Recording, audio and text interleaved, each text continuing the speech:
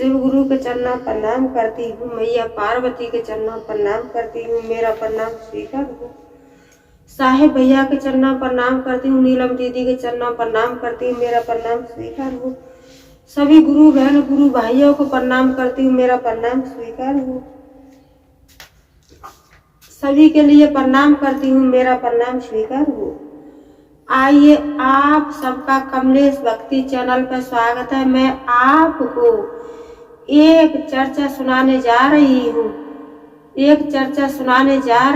और चर्चा बहुत सुंदर है।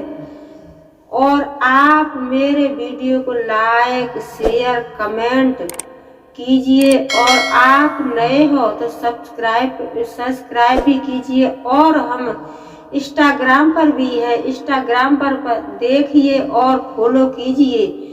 मैं आपको एक चर्चा सुनाने जा रही हूँ सास बहू की।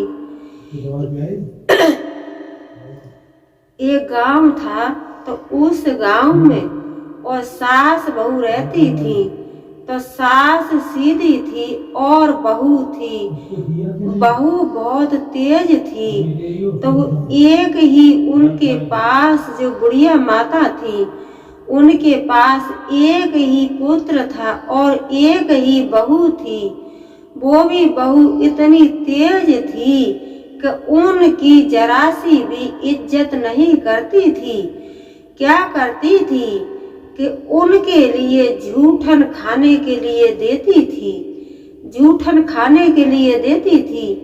तो वो बेचारी जूठन ही खा लेती थी। और बुढ़िया क्या करती थी कि जब भी उनका मौका लगता था तो वो अपना दान पुण्य खूब करती थी और गरीबों की खूब मदद करती थी, जरूरतमंदों की जरूरतें पूरी करती थी।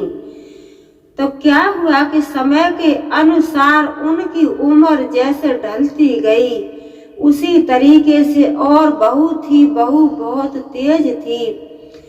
तो बहू क्या करती थी कि बहू उनको जैसे उनकी उम्र ढली उसी हिसाब से बहू और उनको अपने बच्चों की जूठन देती थी।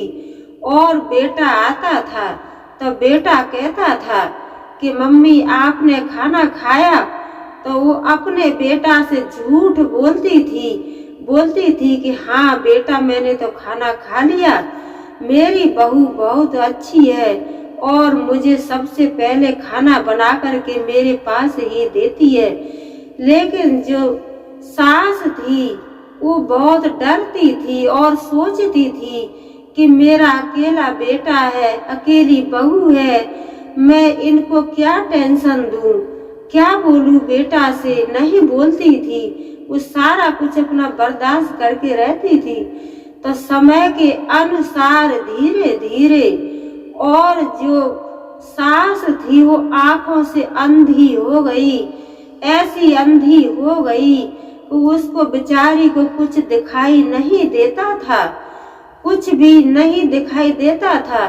तो बहू इतनी तेज थी कि जो बहू खाने में बनाती थी तो उस खाने को नहीं देती थी, जो सवेरे देती थी तो वो रात वाला खाना देती थी, और जो शाम को देती थी वो सुबह वाला खाना देती थी। तो बेचारी अपने प्रेम से जितना उसको भाता था इतना खा लेती थी, उसे दिखाई तो देता ही नहीं था। तो क्या करती कि बहू बच्चों की जूठन खिट्टी करी, अपनी जूठन खिट्टी करी, झूठी कूटी जूठन खिट्टी करी और सास को दे दी, क्योंकि उसे दिखाई कुछ देता नहीं था और बेचारी वो अपना खा लेती थी। देखो प्रभु की मर्जी है, पर हम और आप कहते हैं कि प्रभु है कहाँ, प्रभु है कहाँ।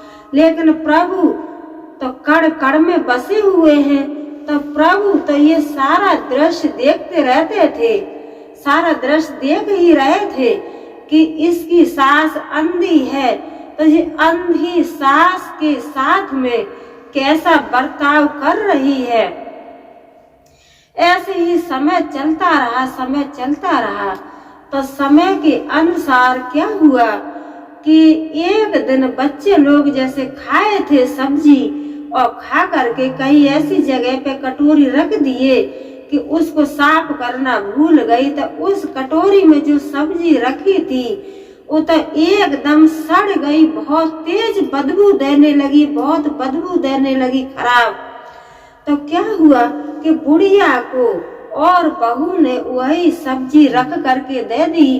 तो बुढ़िया तो बेचारी अंधी थी, तो बुढ़िया ने जैसे मुंह की तरफ लेके गई तो बुढ़िया को बहुत बुरी बदबू आई, सब्जी में से भी और रोटी में से भी।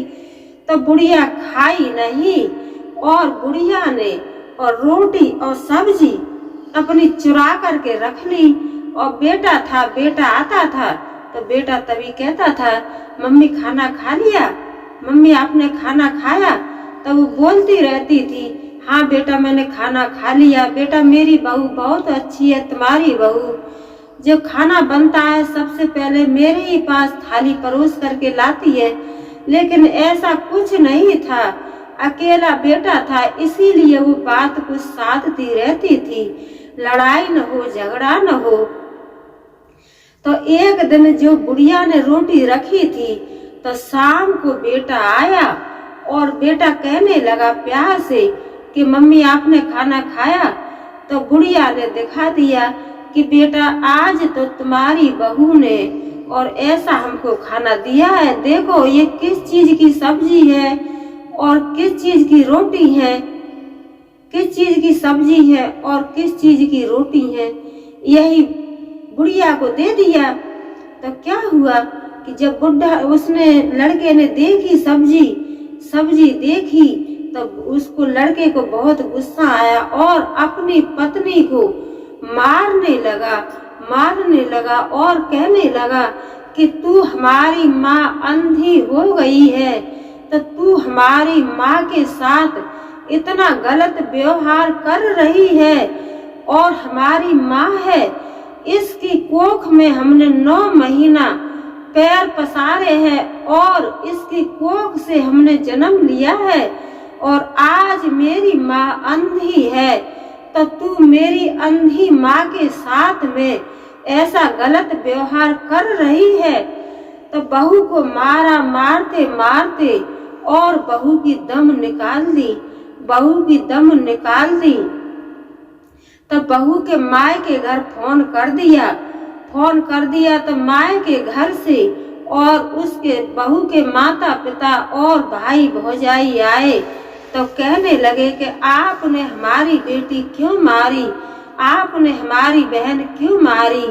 तो वो रोटी रखी थी और सब्जी रखी थी, उसने वो रोटी और सब्जी दिखा दी कि देखो भैया, देखो माता पिता कि ये सब्जी आप रोटी सब्जी आप खाओ ये रोटी सब्जी। तो वो कहने लगे कि भैया ये तो सड़ी हुई सब्जी है और पता नहीं कितने दिन की रोटी है। तो लड़के ने कहा कि आपकी बेटी मेरी अंधी माँ के साथ में और पता नहीं कब से यही कर्म कर रही है, यही चाल चल रही है। तो उसके माँ बाप थे, वो कहने लगे कि इसको अपना जला बुझाया और हम कुछ नहीं कहेंगे। तो उसको जला बुझा करके आए और जब ऊपर पहुंची, भगवान के पास पहुंची, तो वहां पर जब शाम हुआ तो शाम को जमीन पर रोटी, बासी रोटी मिली। तो कहने लगी कि प्रभु जी और सब तो प्लेट में, आप सबको प्लेट में खाना दे रहे हो और मुझे तो आपने जमीन पर रोटी दी है। तो प्रभु कुछ नहीं बोले। फिर जब दिन निकला तो दिन में और सबकी झूठन, प्रभु जी ने सबकी झूठन इकट्ठी की और उसके सामने रखी। तो कहने लगी कि प्रभु जी आपने तो हमें सबकी झूठन खाने के लिए दी है। तो प्रभु फिर भी कुछ नहीं बोले और उससे अगले दिन फिर और खाना दिया। तो उस खाने में और वही जो रोटी सब्जी अपनी सास को दी थी, वही रोटी सब्जी दी। तो कहने लगी कि प्रभु सब कोई तो ताजा ताजा गरम गरम खाना खा रहा है, आप दे रहे हो और हमको ये बासी रोटी और सड़ी हुई सब्जी आप क्यों दे रहे हो?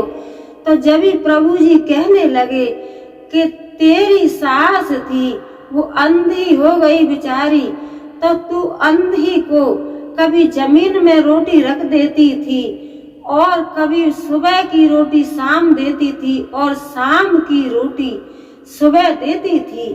तो जो जैसा करता है उसको ऐसा ही फल मिलता है।